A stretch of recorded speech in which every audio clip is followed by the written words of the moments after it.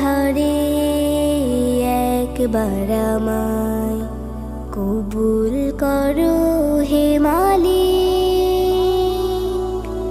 আশায় আশায় দিন কেটে যায়, হতে চাই কাবার পথিক। তোমার ঘরে একবার আমায় কবুল করো হে মালিক।